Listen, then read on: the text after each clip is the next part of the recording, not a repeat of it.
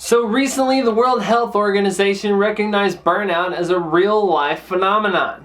And if you ask me, they're a little late to the party.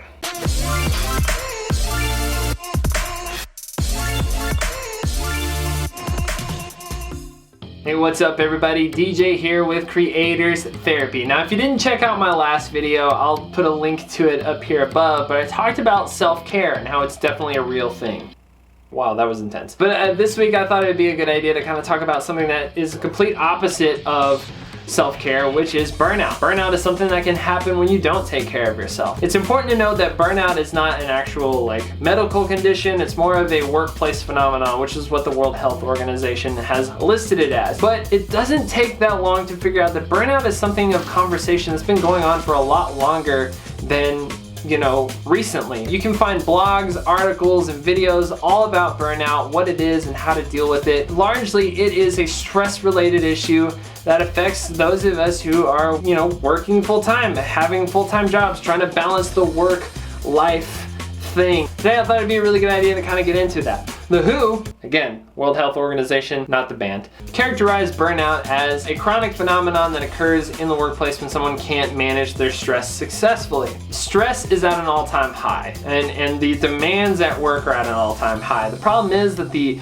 efficiency at work and the ability for an employee to meet all of those demands is sinking lower and lower, and a lot of that has to do with burnout. The reason why I think burnout is becoming a bigger topic of conversation is because it's hitting more and more people every single day. So it's really important that we have these discussions about the levels of stress that we're experiencing, what that effect that stress can have on our lives, and how we can address it when we do reach that level. Maybe you're trying to figure out whether you do have burnout or not, or whether you're starting to experience burnout. Now, one of the first things that you'll notice whenever you are starting to get burned out is having trouble sleeping. This is one of the first questions that we ask as therapists whenever clients come in with stress-related issues, depression-related issues, anxiety-related issues, a whole bunch of different things. The average healthy amount of sleep is about 7 to 8 hours a night. Different people have different numbers and different ways that they kind of got to those numbers, but we can all generally agree that 7 to 8 hours is usually a good amount of sleep that you can get at night. Picture this. Something at work happens that's really stressful and it follows you home. You're thinking about it all through the evening, all through dinner, and then trying to get ready for bed, and you're still thinking about it, and so you don't get as much sleep that night as you maybe would have. So now you're getting 5.5 to 6 hours. That's a problem. Whenever it starts to negatively affect your sleep. You're stressed out, so you're not sleeping that well, but you're not sleeping that well, and that's only exacerbating your stress. Sleep is kind of a reparative state that we get into. It helps keep our mind sharp and our attitudes high. So whenever we don't sleep, we have low energy, we have less energy, and we're not feeling, as bright-eyed and bushy-tailed in the morning as we'd like to. There's a difference between waking up and feeling 100% and waking up at 70%. And whenever you're already starting your day off at 70%, it's not gonna look good for you going forward. So another red flag you need to pay attention to when it comes to burnout is your overall energy and motivation at work. Your work begins to suffer. This is something that was really apparent whenever I was experiencing my burnout. I was existing in all these different worlds and I wasn't excelling in any of them. I was just really doing a half decent job at all of these different jobs that I did have. And that was a problem because now I'm not doing anything great. I'm doing really bad at all of these things, and now my self-esteem's starting to take a hit because, I'm not doing very well. And so now I'm starting to question about whether any of this is really anything I really want to do. Your motivation starts to suffer. What used to take you maybe a couple of hours or just a few minutes to do is now taking you half the day. Or maybe you get a presentation opportunity or big opportunity at work, and usually this is something that you should feel excited about. But now you're looking at it with bitterness and with a lot less excitement. And let's face it, you're just too tired. You don't really want to do it. It's just another thing thrown onto your plate that you have to pay attention to.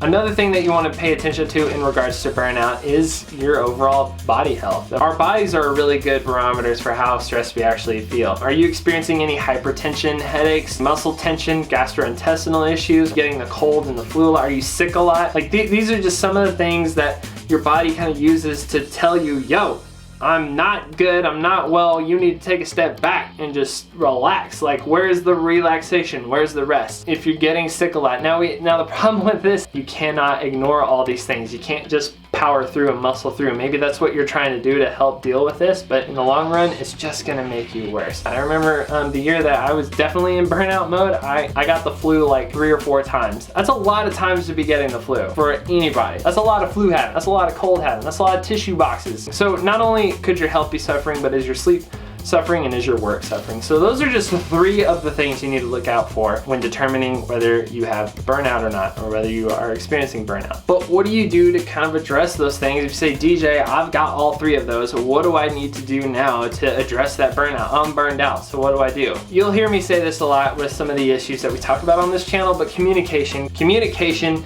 is one of the first things that I would suggest you do. Now, whenever I was all burned out, my bosses would talk to me like, what can we do? How can we help? What's going on? You just don't seem happy. I wasn't honest with them. I was kind of afraid for my job, so I just lied. And I was like, yeah, everything's fine. I don't know what's going on. And in my head, I was thinking, if I can just muscle through to the end of school, if I can just get to that point, then everything else will be fine. My bosses noticed that my work was suffering, and I did not want to talk about why. So that's definitely something that you should bring up, not only with your bosses or your work colleagues, people in your life too, friends, family. You need to be honest with them and help, because they know you well and they know what you're normally like. So if they're even saying like, yo, I'm noticing you're a little different, you're a little off, like, is everything all right? If you're getting asked that question a lot, like, are you all right? That should be the first sign that something's not all right. So have those conversations. They know the bright-eyed, bushy-tailed stars in their eyes, individual that came to work for them in the first place, and now that person is missing. 9 times out of 10, your job is willing to help you work some of that stuff out. Now, another thing you could do, take time off. What I love is that a lot of bigger companies and businesses are starting to implement mental health days. And this is starting to catch on. It's still kind of early in the process, but it's starting to catch on. You'll find it kind of in your PTO. It's your paid time off. You're not sick, you just need a day for you. You know, don't go to work that day, maybe you do something creative. Maybe you do something out of the office. You don't do anything work related though. I know some of you are watching this, you got like 60 vacation days saved up. Take some of those vacation days, take care of yourself, get out of the office. There's no reason to be there all the time. You don't have to be there all the time. The business existed and was working before you got there, and it will be fine while you're gone. The world does not stop because you didn't come into work today to take care of yourself. The third thing you can do to address your burnout or manage some stress is pay attention to what you're doing in your morning routine and in your night routine. Are you rushing out of the door to try to get to work? Are you taking your time? Are you setting aside time to meditate or exercise, or, you know, maybe just cook yourself a really good breakfast? How you start your day off is a good indicator of how the rest of your day is gonna go. We're surrounded by screens nowadays with phones and laptops, computers and TVs. Nothing beats actually shutting off your electronics like an hour to 30 minutes before you go to bed. Now, this gives your body actual time away from electronics, away from stimulation, and actually, you know, sets you up for a better night's sleep.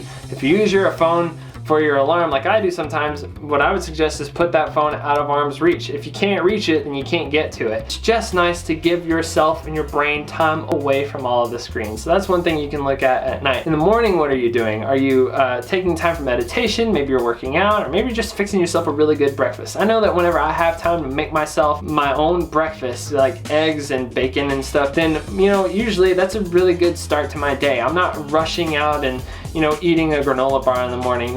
I won't knock that, because I know everyone's schedule's a little different, but, you know, maybe take a look at your morning routine and your night routine to see what things you can kind of adjust in there to help yourself be less stressed or have a better start to your day. Overall, stress is at an all-time high, and it's important that we keep these conversations going, and it's also important that we keep the conversation open. You have to be open with the people around you, with your bosses, with your work, with your friends, and with your family. We all know that you're after the grind, that you're after the hustle, especially for us creatives out there, or the ones that are working in more of a creative industry. Sometimes the creative part is the side hustle, and that is great. You can't ignore the need for self-care, and you can't ignore what your body is telling you whenever you do experience stress. Stress and anxiety, those are normal feelings that we experience throughout the day. And if you're experiencing that more often than not, it may be a good idea to come see somebody like me who's a therapist that can help you kind of work through that, or talk about, is it life related or is it kind of more chemically related within the brain? Those are differentiations that we need to make. What do you think? Let me know in the comments down below. What are some things that you've done to help yourself deal with your stress around you? I'd love to know what you do to to kind of take care of yourself and deal with your stress? What are some coping skills that you've picked up along the way to kind of help deal with stress? And also, just what are your thoughts on burnout? I'd love to get the conversation going. Thank you so much for checking out this video. If you want to see more stuff like this,